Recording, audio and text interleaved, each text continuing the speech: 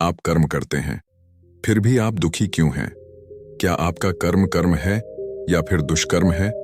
सही कर्म का ही सही फल मिलता है, लेकिन सही कर्म करें कैसे? सही कर्म होता क्या है? दोस्तों, आज मैं आपको एक कहानी सुनाने जा रहा हूं। इस कहानी के माध्यम से आज आप यह समझ जाएंगे कि कर्म क्या होता है, क्योंकि हर एक इंसान का कर्म ही उसके सुख और दुख का भागी होता है। सही कर्म उसके सुख का भागी होता है और गलत कर्म उसके दुख का भागी होता है। एक बार की बात है, एक गुरुजी के एक शिष्य ने यह प्रार्थना किया कि हे भगवान, कर्म क्या है? गुरुजी मुस्कुराए और उन्होंने जवाब दिया, वत्स, मैं तुमको एक कहानी सुनाने जा रहा हूं। इस कहानी के माध्यम से तुम सभी शिष्य यह समझ जाओगे कि कर्म क्या है। अगर इस चैनल पर नए हो तो लाइक और सब्सक्राइब जरूर कर दो। एक बार की बात है, एक महाराजा था। वह अपने मंत्री के साथ देश का भ्रमण करने निकला। भ्रमण करते करते राजा और मंत्री एक बाजार में पहुंच गए। उस बाजार में महाराज का ध्यान एक दुकानदार के ऊपर गया। उस दुकानदार को देखते ही राजा के मन में न जाने क्यों यह विचार आया कि मैं इस दुकानदार को कल फांसी की सजा दे दूं। ये बात महाराज ने अपनी मंत्री को बताया। मंत्री कुछ बोले उससे पहले राजा उस दुकानदार के दुकान के सामने से आगे निकल चुके थे और दूसरी बातें करने लगे। मंत्री बहुत ही चिंतित हो गया। ये बात समझ नहीं पा रहा था कि दुकानदार की गलती क्या है। दुकानदार से बिना कुछ बात किए, बिना कुछ सोचे समझे महाराज ऐसा फैसला लेने के बारे में क्यों सोच रहे हैं? राजा और मंत्री भ्रमण करने के बाद राज दरबार वापस चले गए। मंत्री को रात भर नींद नहीं आई। सुबह जगने के बाद मंत्री एक साधारण प्रजा का रूप बनाकर उस दुकानदार के पास गया और उस दुकानदार से पूछा, तुम क्या बेचते हो? दुकानदार ने जवाब दिया, मैं चंदन की लकड़ी बेचता हूं। फिर मंत्री आसपास के लोगों से दुकानदार के बारे में पूछना शुरू किया। सबने जवाब दिया कि दुकानदार किसी से बोलता नहीं है, हमेशा दुखी रहता है। मंत्री को बात समझ में आ गई। मंत्री फिर वापस दुकानदार के पास गया और उस दुकानदार से पूछा, तुम दुखी क्यों रहते हो?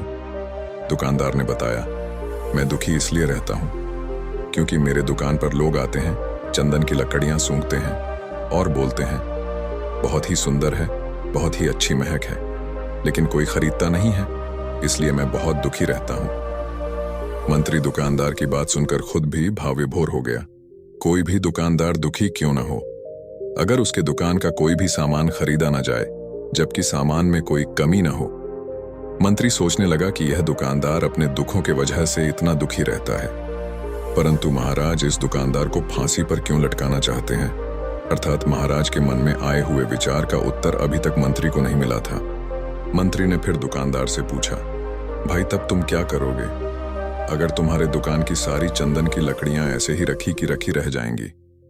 तो दुकानदार ने गुस्से भाव में बोला, हाँ, मैं जानता हूं मेरी चंदन की लकड़ियां ऐसे ही रखी रह जाएंगे, कोई नहीं खरीदेगा। इसीलिए मैं सोचता हूं कि हमारे देश का राजा जल्दी से मर जाए।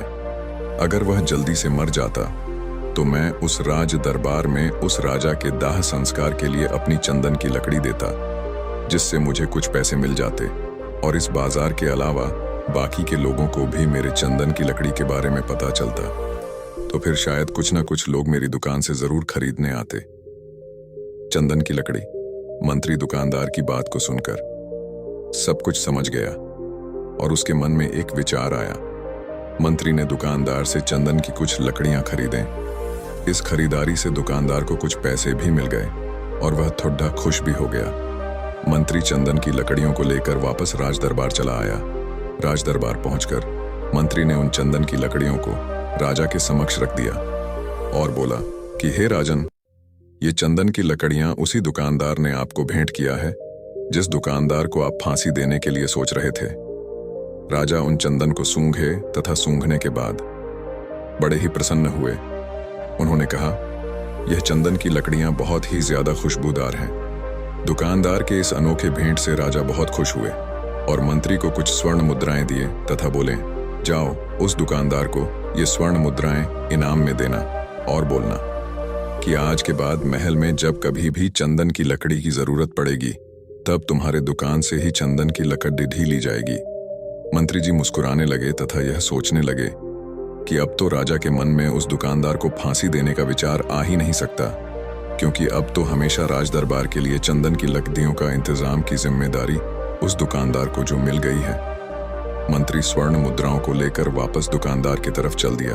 इधर राजा इस विचार में पड़ गए कि वह दुकानदार तो बड़ा ही अच्छा इंसान है। जिस वक्त मैं उसके बारे में यह सोच रहा था कि मैं इसको कल फांसी दे दूंगा, तब शायद उसके मन में उस समय यह विचार चल रहा था कि राजन पहली बार मेरे दुकान के सामने आए हैं, क्यों ना मैं उनको अपनी सुंदर और खुशबूदार लकड़ियों को भेंट करूं। और आज उसने मुझे भेंट भी किया। बेवजह ही मैं उसको फांसी देने के बारे में सोच रहा था। इधर मंत्री दुकानदार के पास पहुंच गया। मंत्री ने राजा के द्वारा दी गई स्वर्ण मुद्राओं को दुकानदार को देते हुए कहा कि जिन चंदन की लकड़ी को कल मैं खरीद कर लेकर गया था, उन चंदन की लकड़ियों को राजा ने बहुत पसंद किया और इनाम के तौर पर तुमको यह कुछ स्वर्ण मुद्राएं दिए हैं। दुकानदार बहुत ही खुश होने लगा। साथ ही साथ मंत्री ने उस दुकानदार को यह भी बताया कि अब आज के बाद राज दरबार में जब कभी भी चंदन की लकड़ियों की जरूरत पड़ेगी तो सारी चंदन की लकड़ियां तुम्हारी दुकान से ली जाएंगी। दुकानदार मंत्री की बात सुनकर बहुत ही खुश हो गया। इस कहानी से हमने यह सीखा कि अगर हमारे विचार सही रहेंगे, निष्पाप रहेंगे, तो उन्हीं निष्पाप और सही सोच की वजह से ली गई हर फैसला सही होगा। जब सही फैसला लेंगे तब वह हमारे द्वारा की हुई सही कर्म होगी। जब सही कर्म होगी तो सही परिणाम मिलेगा, जिसके वजह से हम सुखी रहेंगे, हम खुश रहेंगे। तथा इसी जगह पर अगर हमारे विचार गलत रहेंगे तो हमारे द्वारा ली गई फैसला भी गलत होगी और किया गया कर्म भी गलत होगा, जिसे दुष्कर्म कहा जाता है।